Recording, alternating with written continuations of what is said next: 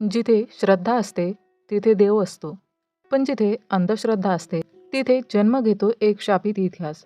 आणि त्या इतिहासात जिवंत असतो एक राक्षस, ज्याला फक्त देव नाही तर एक काली माताचं रूपच संपू शकतं. ही आहे त्या आईची गोष्ट, जिने काळोखाशी झुंज दिली, पौराणिक सत्याला समोर आणलं आणि स्वतःला काली मातेच्या रूपात उभं केलं. आज आपण एक्सप्लेन करणार आहोत एक हॉरर मूव्ही जिथे ममता बनते महाशक्ती. काही कथा फक्त ऐकायच्या नसतात, त्या अनुभवायच्या असतात. ज्यावेळी एक आई आपल्या लेकरासाठी काडोखाशी झुंज देते, राक्षसांशी टक्कर घेते आणि स्वतः काली मातेचं रूप धारण करते, तेव्हा ती कथा बनते एक अशक्य निर्णयांची, बलिदानांची आणि मायाळू पण युद्धखोर मायेची कहाणी. चला तर मंडळी, जास्त वेळ न दवडता व्हिडिओला सुरुवात करूया. चित्रपटाची सुरुवात होते पश्चिम बंगालच्या चंदरपूर नावाच्या गावातून. इथे एक परंपरा आहे, ज्याच्या स्वप्नात काली माता येतात त्यालाच काली मातेची पूजा करण्याचा मान मिळतो. यावेळेस जिला हा मान मिळतो तिचं नाव आहे परोनिता. एका बाजूला काली मातेची पूजा सुरू असते आणि दुसऱ्या बाजूला एका मुलाचा जन्म होतो. त्याचवेळी समजतं की आणखी एका मुलीचा जन्म झाला आहे. पण जेव्हा गावकऱ्यांना समजतं की ती मुलगी आहे, तेव्हा सगळे लोक मिळून तिला जंगलात घेऊन जातात. ते एका झाडाखाली एका दगडावर तिला ठेवतात. आणि जी मुलगी काली मातेची पूजा करत होती म्हणजे परोनिता, ती त्या छोट्या बाळाचा बळी घेते, म्हणजे तिला ठार मारते. आता कथा 40 वर्षांनी पुढे जाते आणि आता आपण बघतो अंबिकाला, जी एक टीचर असते आणि मुलांना रक्तबीज नावाच्या राक्षसाची गोष्ट सांगत असते. ती सांगते की रक्तबीज नावाचा एक राक्षस होता, जो देवतांशी युद्ध करत असे. पण त्याच्यात एक खास गोष्ट होती. जेव्हा तो लढायचा आणि देवता त्याला मारायचे, तेव्हा त्याच्या रक्ताचा प्रत्येक थेंबातून एक नवीन रक्तबीज जन्म घेत असे. म्हणजे त्याचं रक्त जितकं सांडेल तितके नवीन रक्तबीज निर्माण होतील. त्यामुळे रक्तबीजांची एक संपूर्ण फौज तयार झाली होती. ही फौज एवढी मोठी होती की देवांशी केवळ लढतच नव्हती तर त्यांना हरवू लागली होती. हे पाहून सर्व देवता काली मातेकडे गेले आणि मग काली मातेने निर्णय घेतला की ती स्वतःहून युद्ध करेल. काली मातेने रक्तबीजाशी युद्ध केलं आणि त्याला हरवलं. आणि जेव्हा त्याचं रक्त वाहत होतं, तेव्हा त्या सगळ्या रक्ताचे थेंब काली मातेने आपल्या जिभेवर धरले, म्हणजे सगळं रक्त प्यायलं, जेणेकरून अजून रक्तबीज जन्माला येणार नाही. यानंतर आता अंबिका आणि तिचं संपूर्ण कुटुंब दाखवलं जातं. अंबिकाच्या कुटुंबात तिची एक मुलगी आहे, जिचं नाव श्वेता आहे, जी 12 वर्षाची आहे आणि तिच्या नवऱ्याचं नाव आहे शुभांकर. आपल्याला कळतं की शुभांकर मूळचा चंदरपूर गावचा आहे आणि तो त्याच कुटुंबातून येतो जिथे त्या मुलींची बली दिली गेली होती. श्वेता चंदरपूरबद्दल जाणून घ्यायचं ठरवते, म्हणून ती आपल्या आईवडिलांना चंदरपूरबद्दल विचारते. पण शुभांकर आणि अंबिका तिला काहीच सांगत नाही, कारण तिथे काही रहस्यमय घटना घडल्या होत्या. ते दोघंही जाणत असतात, म्हणून ते श्वेताला काही सांगत नाही, कारण ती फक्त 12 वर्षाची आहे. त्याच रात्री शुभांकरला समजतं की त्याच्या वडिलांचं निधन झालं आहे आणि त्यामुळे त्याला ताबडतोब चंदरपूरला जावं लागतं. पण ही गोष्ट त्याने श्वेताला सांगितलेली नसते. शुभांकर रातोरात चंदरपूरला पोहोचतो, जिथे तो आपल्या वडिलांना अग्निदान करतो. त्यानंतर आपल्या काकांशी जयदेव यांच्याशी भेटतो. जयदेव हे चंदरपूर गावचे सरपंच असतात आणि त्या जुन्या हवेलीचं देखील रक्षण करत असतात. पण शुभांकरला तिथे राहायची इच्छा नसते. तो आपल्या काकांना सांगतो की ही हवेली विकून टाका, कारण तो शहरातून ती सांभाळू शकणार नाही आणि त्याला चंदरपूरमध्ये काही राहायचं नाही. तेव्हा जयदेव म्हणतो, ठीक आहे, तू तुझी मुलगी आणि बायकोची काळजी घे. हे ऐकून शुभांकर म्हणतो, मला मुलगी नाही आहे, मला मुलगा आहे. पण जयदेव त्याला सांगतो, मला सगळं माहिती आहे. तुला एक मुलगी आहे, पण आता इथे तशी कोणतीही प्रथा राहिलेली नाही. तू तिला इथे घेऊन येऊ शकतोस. रात्री शुभांकर पुन्हा दिल्लीला परत निघतो आपल्या बायको आणि मुलीकडे. पण वाटेत अचानक एका झाडाच्या फांद्या त्याच्यावर हल्ला करतात आणि त्याला ठार मारतात. ही बातमी जेव्हा अंबिका आणि श्वेताला समजते, तेव्हा त्यांना प्रचंड दुःख होतं, कारण शुभांकर त्यांचा एकमेव आधार होता. पोलीस अंबिकाला सांगतात की सिगरेटमुळे लागलेल्या आगीमुळे शुभांकरचा मृत्यू झाला. या घटनेनंतर 3 महिने कसेबसे जातात. अंबिका आणि श्वेता एकमेकांची काळजी घेत जीवन जगू लागतात. अचानक एक दिवस अंबिकाला चंदरपूरवरून जयदेव यांचा फोन येतो. ते तिला सांगतात, शुभांकर ही हवेली विकू इच्छित होता. मला वाटतं तू इकडे यावंस आणि सगळे कागदोपत्री फॉर्मॅलिटीज पूर्ण कराव्यात. पण अंबिकाला चंद्रपूर जायचं नव्हतं. त्यामुळे ती जयदीप काकांना सांगते, तुम्हाला जे योग्य वाटेल ते करा. जो खर्च येईल तो तुम्ही ठेवा आणि उरलेले पैसे आम्हाला पाठवा.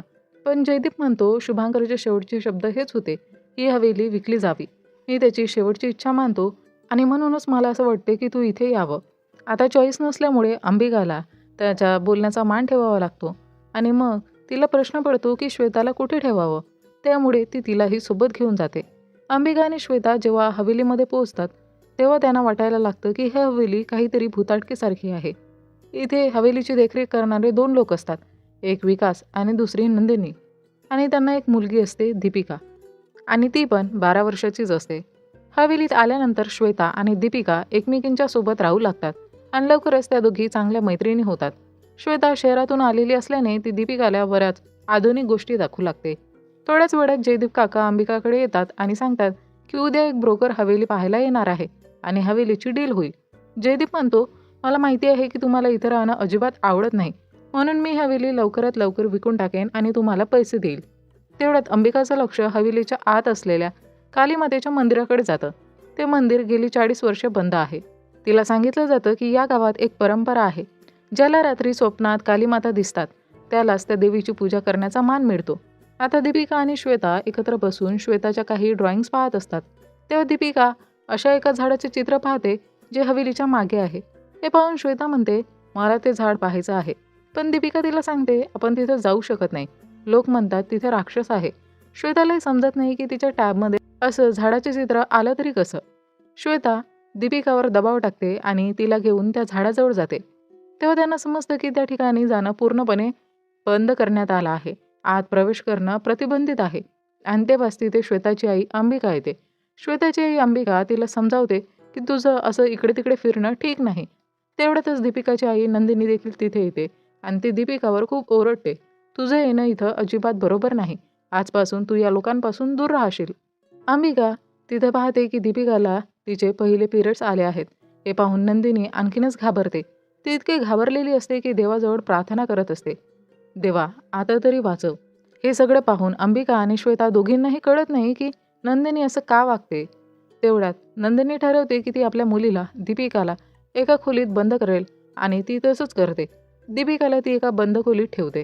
पण त्याचवेळी त्या झाडाच्या काही शाखा खिडकीतून आत येतात आणि दीपिकाला खेचून नेतात. ही घटना झाल्यानंतर गावात खळबळ उडते. जेव्हा नंदिनी आणि विकासला याची माहिती मिळते तेव्हा नंदिनी संतापते आणि अंबिकावर ओरडते, तुझ्या इथे येण्यामुळेच हे सगळं घडलं आहे. आता माझ्या मुलीसोबत काही झालं तर त्याची पूर्ण जबाबदारी तुझी असेल. या घटनेनंतर गावातील बरेच लोक एकत्र येतात आणि पोलिसांनाही बोलवलं जातं. तेव्हा सर्वांना एक धक्कादायक गोष्ट समजते. गावातल्या 12 वर्षाच्या मुलींना जेव्हा पहिले पिरियड्स येतात तेव्हा त्या रात्री अचानक गायब होतात आणि 3-4 दिवसांनी आपोआप परत येतात. या प्रकरणाबद्दल जयदेवला खूप चांगलं माहिती असतं, पण त्याने ही गोष्ट कधीही कोणाला सांगितलेली नव्हती आणि पोलिसांकडेही कधी तक्रार केली नव्हती. पण ही गोष्ट अंबिका आणि पोलिसांना पचत नाही. म्हणूनच ते त्या झाडाजवळ तपासायला जातात. त्यांना तिथं असं काहीच दिसत नाही ज्यावरून हे वाटावं की मुली इथून गायब झाल्या आहे. पण नक्की काय चाललं आहे हे जाणून घेण्यासाठी श्वेता खूपच उत्सुक असते. त्यामुळे ती तिच्या आईला अंबिकाला सगळं विचारते. तेव्हा अंबिका तिला एक गोष्ट सांगते, रक्तबीजाची गोष्ट. रक्तबीज हा एक असा शक्तिशाली राक्षस होता ज्याच्या प्रत्येक रक्ताच्या थेंबातून एक नवीन रक्तबीज जन्म घेत असे. पण गोष्ट अशी आहे की जेव्हा कालीमातेने सर्व रक्तबीजांचा नाश केला तेव्हा त्यातला एक थेंब चंद्रपूरमध्ये पडला. त्याच ठिकाणी एक नवीन राक्षस जन्माला आला. पण तो रक्तबीज इतका शक्तिशाली नव्हता, म्हणून तो एका झाडाच्या रूपात अस्तित्वात राहू लागला आणि गावकऱ्यांना त्रास द्यायला लागला.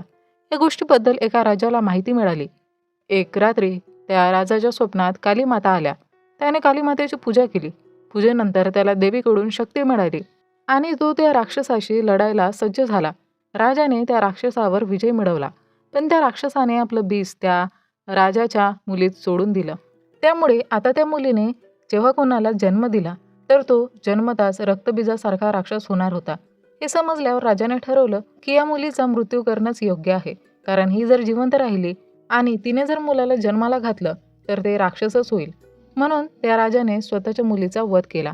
आणि तो राजा दुसरा कोणी नव्हता तर तुझ्याच वडिलांच्या कुटुंबातला होता. म्हणूनच आम्ही आजवर तुला या सर्व लोकांपासून लपून ठेवलं आणि सर्वांना सांगितलं की तू मुलगा आहेस. आता अंबिका आणि पोलीस मिळून या सर्व मुलींचा तपास करतात. सुमारे 3-4 दिवसांनी त्या सगळ्या मुली परत येतात. पण जेव्हा त्यांच्याकडून चौकशी केली जाते तेव्हा कळतं की त्यांना त्या घटनेबद्दल काहीही आठवत नाही. एक दिवस अचानक श्वेताच्या पोटात दुखायला लागतं म्हणजेच तिला तिचे पहिले पिरियड्स येणार होते. हे पाहून अंबिकाला समजतं की आता काहीतरी गंभीर समस्या होणार आहे. ज्या जागी श्वेता झोपलेली असते तिथे पूर्वीच गायब झालेल्या सगळ्या मुली परत येतात. आता त्या सगळ्या मुली राक्षस झालेल्या असतात. त्या सगळ्या मुली श्वेताच्या जवळ येतात आणि तिला उचलून त्या झाडाकडे घेऊन जाऊ लागतात. तेव्हाच एक वृद्ध स्त्री तिथे येते आणि श्वेताला वाचवण्याचा खूप प्रयत्न करते. शेवटी अंबिका त्या वृद्ध स्त्रीच्या मदतीने श्वेताला वाचवते. हे सगळं पाहून अंबिकाला समजतं की आता ती इथे राहू शकत नाही, कारण ती जर इथे राहिली तर तिच्या आणि तिच्या मुलीच्या जीवाला धोका आहे. म्हणूनच ती रातोरात श्वेताला घेऊन गाडीतून निघते.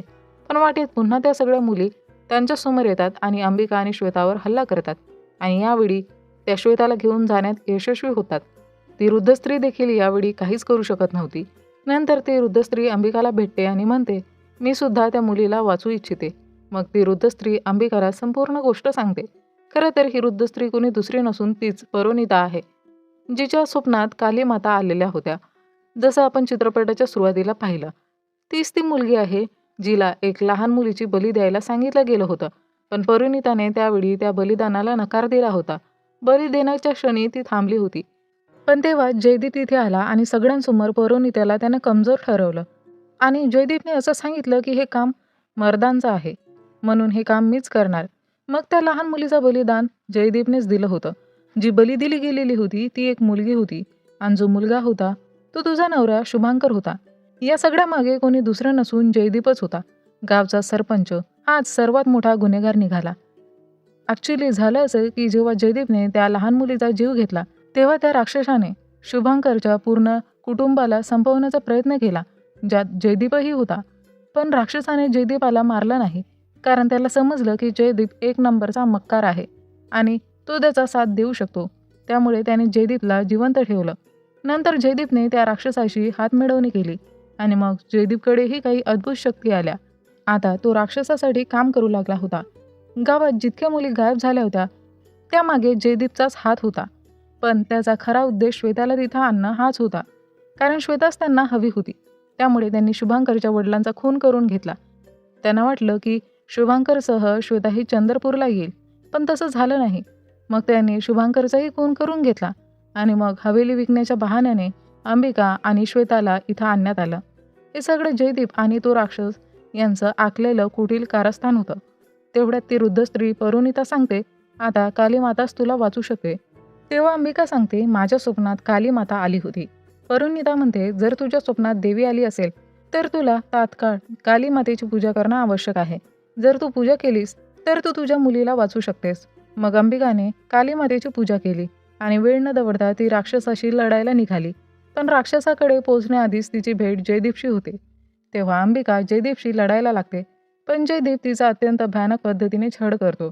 त्याने तिचे हातपाय मान सगळं मोडून टाकलं.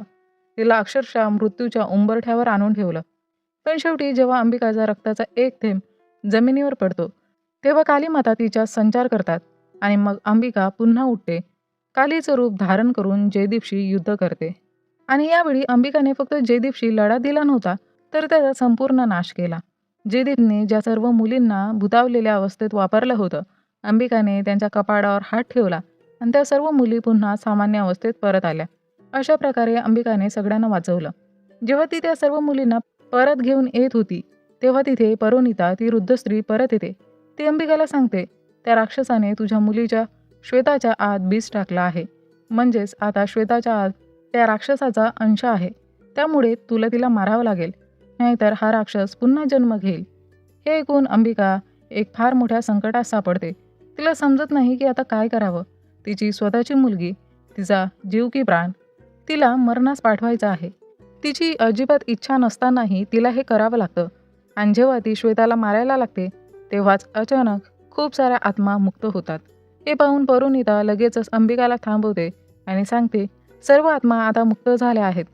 त्यामुळे आता सर्व मुली पूर्णपणे सुरक्षित आहेत आणि तो राक्षसही या जागेवरून निघून गेला आहे. चित्रपटाच्या शेवटी आपल्याला शैतान चित्रपटातील वनराज दिसतो, जो त्या चित्रपटात एक खलनायक होता. तो त्या झाडाजवळ येतो आणि त्या जागेची राख उचलून म्हणतो, शैतान कधीच मरत नाही, शैतान कायम परत येतात. आणि मंडळी, याबरोबरच हा चित्रपट इथे संपतो. जे राक्षस शरीरांमध्ये नाही तर मनांमध्ये असतात त्यांना संपवण्यासाठी लागते एक आईची जिद्द. अंबिकाने केवळ राक्षसाचाच नाही तर त्याच्या सावलीचा सुद्धा नाश केला. देवता मागे हटले, पण एक आई पुढे आली आणि अंधार नष्ट झाला. ही ताकद फक्त देवीची नाही, तर प्रत्येक आईच्या मायेतील महाकालीची आहे. जर तुमच्याही मनात अशीच शक्ती जागी झाली असेल, तर या व्हिडिओला लाईक करा, शेअर करा, कमेंट करा आणि चित्रपट व्याख्यातीला सबस्क्राईब करायला विसरू नका.